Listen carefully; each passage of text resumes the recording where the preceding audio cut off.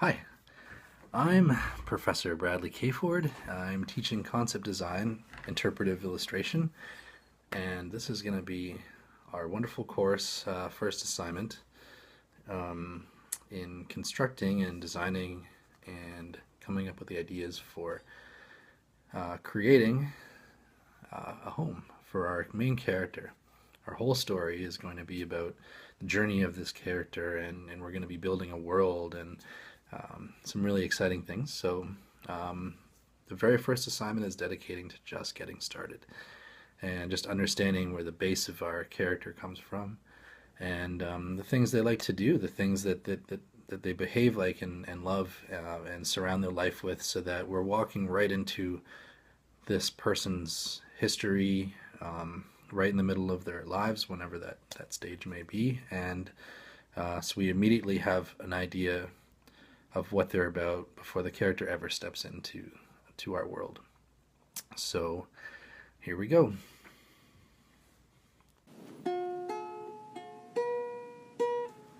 All right. So the first assignment we're going to do is building a home. Sounds like it could be a fairly easy task. You're just going to do one drawing or two drawings and get through it, but that's not really how concept design works. One of the most important stages of designing, doing concept design, is finding reference. And I say that because we can draw from our own knowledge of things and actually get out there and draw, which is fantastic. But one of the best ways to kind of cut through all of this stuff is just use Google, use any other search engines, and see what you can find, and collect a lot of different information of stuff that you might not know otherwise. Our direct environment will show, suburbs and things like that, but we might not, we might want to expand on our knowledge and find out different types of homes that exist in different types of places, and not only for humans and whatnot, could be for animals and just scoping out other people's artwork and see what their ideas are and see how we can translate that into our own. So here's where we start with chapter one of building a home, and that is finding reference. So here we go. One of the very first things that we're going to get started on here with, it's most important, is actually just setting up how we're going to organize everything. And it seems like it's really mundane, but it's very important that we have things organized so that when we're, down the road, we're looking back at this, it's easy for us to find where all of our information is being stored. So what I usually like to do is start with creating a folder. Let's just say this one's for assignment number 1. Now, right away, I'm going to build a new folder in here. This is just going to be for the reference, all the reference material. Now that we have that organized, we can get started on finding some stuff. Now, one of the things that we talked about earlier was that we're going to be designing a home, and then, so we've already made our decisions on what kind of home it's going to be. It's going to be different for everybody. And what I'd really like to do is just jump right to the chase here.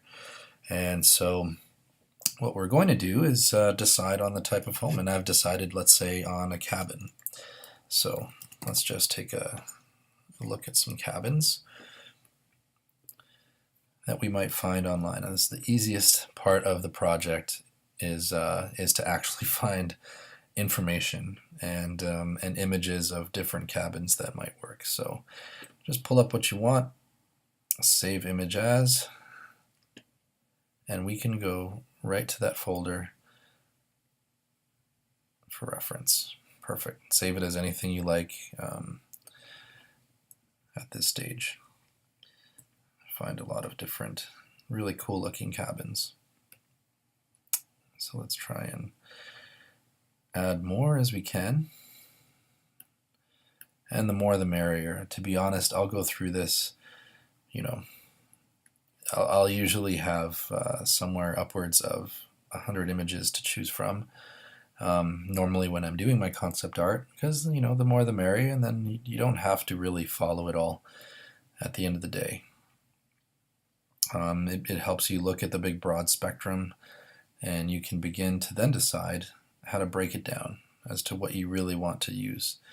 And some of these cabins are pretty interesting looking. Some of them have different shapes and may inspire you in different ways as to what it is that you really, really want to do with your home that you're building. And it is important to have both exteriors, as you can see with some of these, so it gives you an idea of where your environment might be at an early stage. And then we also want to get into doing some interiors of some of this stuff. There's lots of really fantastic stuff in here. You know what? I just came up with a new idea. Maybe it wasn't a cabin, and maybe we have some tree houses. Oh, some of these are really cool.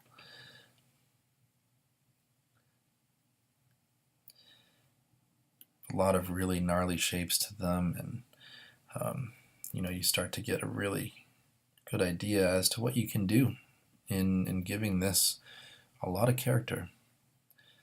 And generally I like to think that these aren't places that the character has stumbled upon, but they've spent some time making this their own.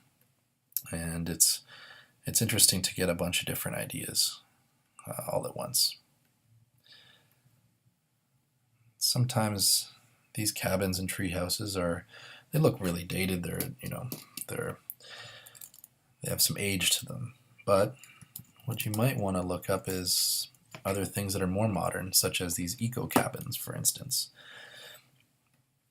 And so some of these really cool shapes, very aerodynamic, or they seem to maybe fit a little bit more in your world of nature and whatever it is that you're deciding that you want to do with all of this.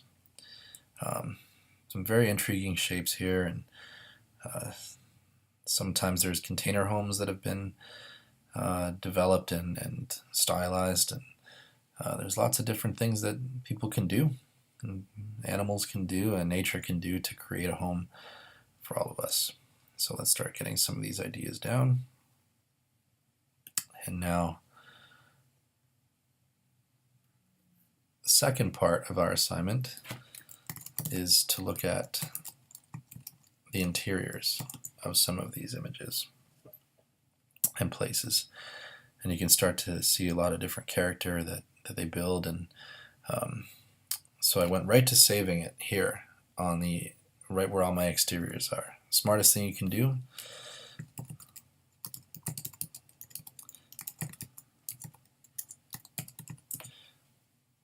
create a new folder just for your interiors.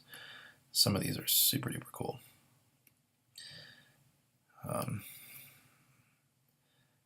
I really like a lot of the wood kind of looking stuff, and sometimes it's got some really nice gnarl to it. And it's not only just wood, there's stone, there's different textures. I mean, you look at this one, there's even kind of like an antler type of chandelier there. And sometimes that stuff can be really cool. You might have not thought of that before, prior. We don't all have experience living in places like this or even visiting it.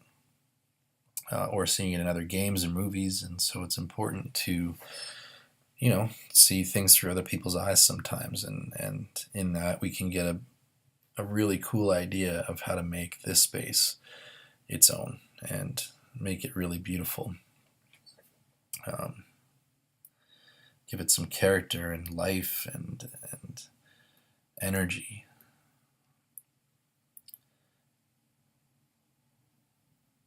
So we will stop at that at the meantime, and I'll begin to show you how you now are going to build this reference page from this point moving forward. All right, so now we're going to start building our pages of reference. Pretty simple to get through. And I like to keep these very organized as much as possible. So I'm just going to do this one in Photoshop for the time being. I'm going to start with creating a new file.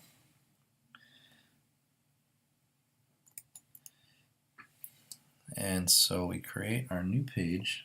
Let's say it looks like just like this. standard size. I want to keep it probably at around, an 8.5 by 11 or 11 by 8.5, whatever. And so now we're going to start pulling in our images. So let's start with the exteriors here. There's a ton of images. Sometimes you can pretty literally click and drag everything in.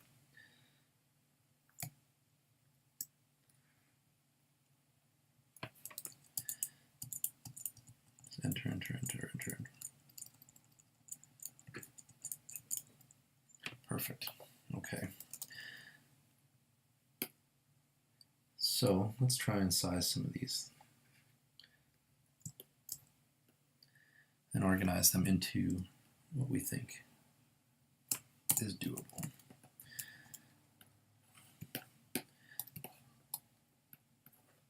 Cobb homes.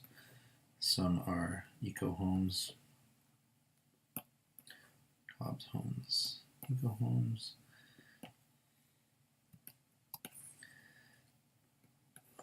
You can organize this prior if you wish, which would probably be a lot easier actually to organize moving forward. And it's good to just keep them as different pages, whatever you deem them to be. And then that way it's easier to decide, okay, if I decide I want to do eco homes, then you can do that and just completely ignore the other pages, but keep them as reference for yourself, which is also quite important. Okay, so let's say we have our pages of eco homes now. Start organizing this page.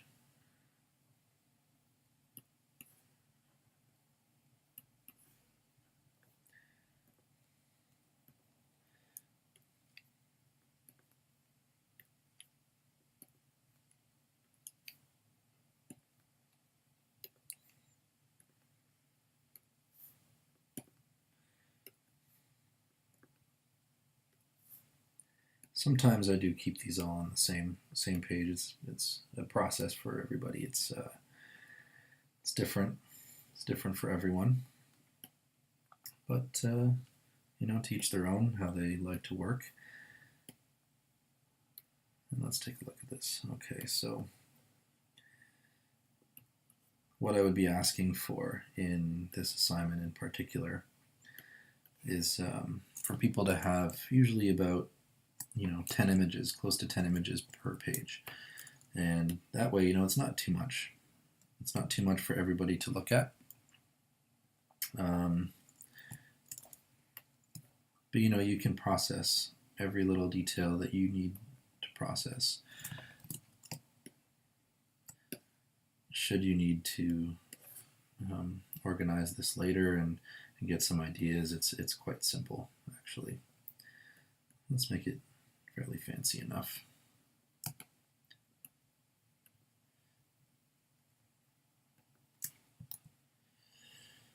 We'll keep those all in the same folder. We'll label it in such a way that it's organized for us.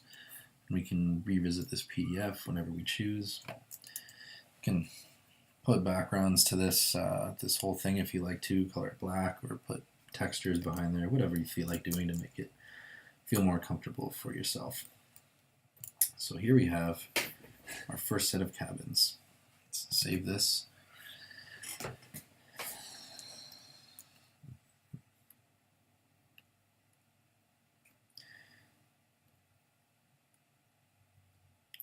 Assignment 1 reference.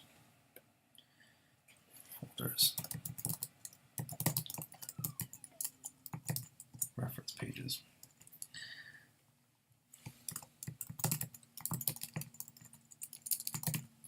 Perfect. Well, there you have your first page. 10%. Perfect. All right. So let's figure out what else we have here.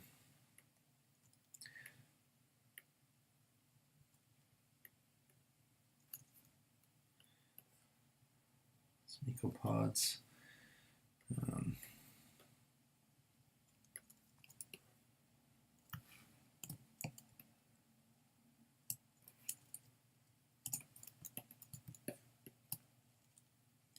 Something a little bit more rustic. These are more very organic homes, and some of them are a little bit more rustic, like this one is. Even though it's still a log cabin, it's something that I chose to that has more character to it, which I really enjoy. Bit of a hybrid.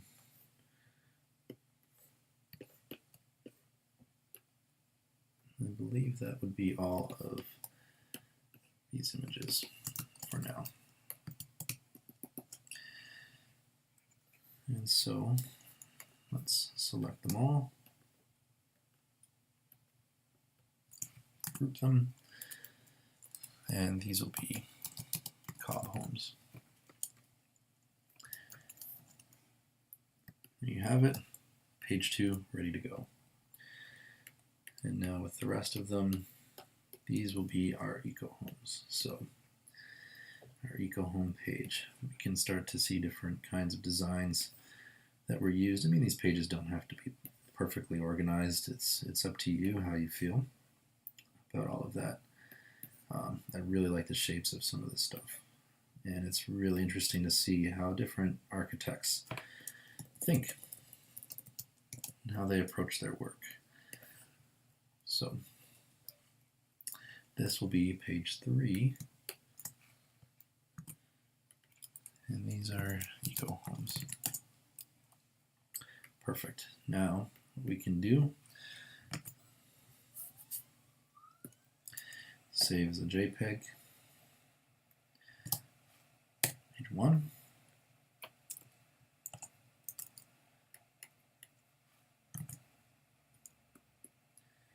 Page 2.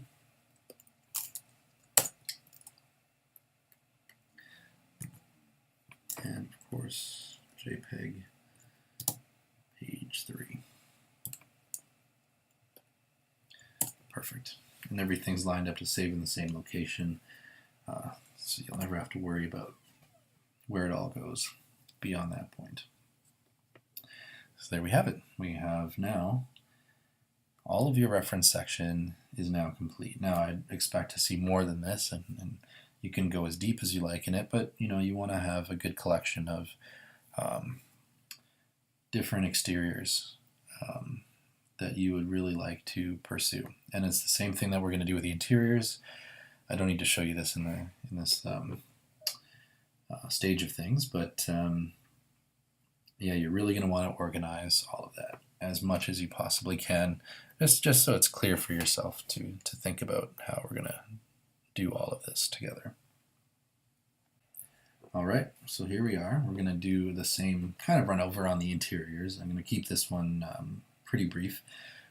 You'd really like to organize this as much as you possibly can.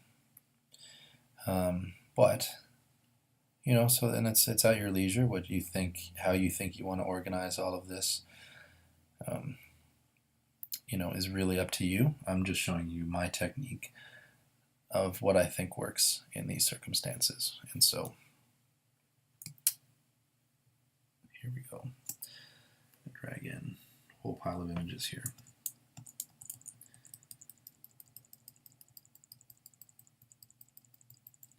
And there's tons of stuff for this one. Interiors are always the biggest boatload that you could possibly find for for these images, and they have the most intriguing things to them. I mean, you might organize these and how they are for eco homes, or organize them per room that they may represent. Whatever you think relates all of them. It may just be by textures. I'm kind of just going to blanket these together, show you what a good page would look like. And then we can pull them up as reference later on in our assignment. A lot of these are really, really beautiful, and it's good to have this much reference. It not only helps you for your project that you're working on currently, but then down the road you may be working on similar projects that need a bit of a touch of some of these references, and you just have it. You have your library, your set. World's your oyster. So we can really work hard on all of this. So let's just set this up now.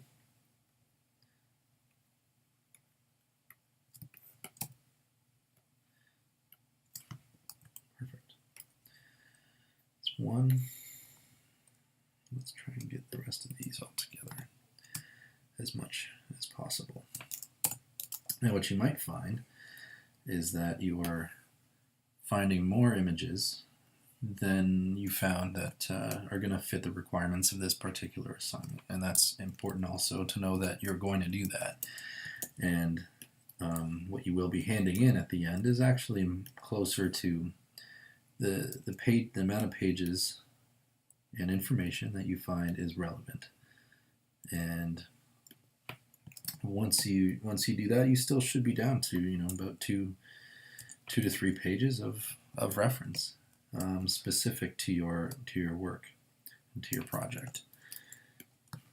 So you can discard some of this if you find it completely unnecessary, or you choose, or you just give me all the work that you possibly can and show that you've been really studying this stuff. I like to keep everything so that I may be using it down the road and I don't need to research any of that stuff anymore. It's a really good way to work. It's good to be that organized. Later on, you might not even be using this information as you have organized it, but you could be using it in other projects, and like I said before, and you can keep referencing it. So it's never a bad idea. It's never a bad idea to keep everything that you have and just keep it organized.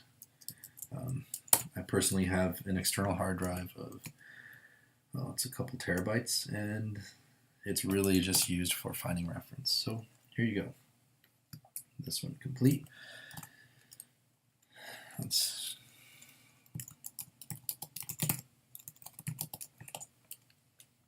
cabin interiors 2, cabin interiors 1. There we go. So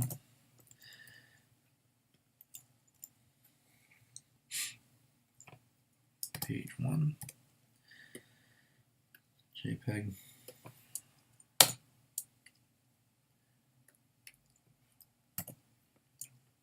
Page 2, JPEG.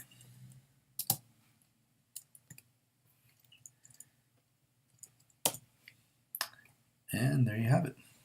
That's as easy as that. That is 30% of your grade, and to be honest, this is actually more like it's 90% of your work. Your ideas are all down for you to choose from, for the most part, and now you can really start to browse through this stuff. And you start to select all the different things that you like about any of these images. Generally, I like to keep these pages open as much as I can on a second monitor if you have that option. Or you just hide it behind your Photoshop and just toggle. And so yeah, now we can actually get started on this project. So that being said, let's go.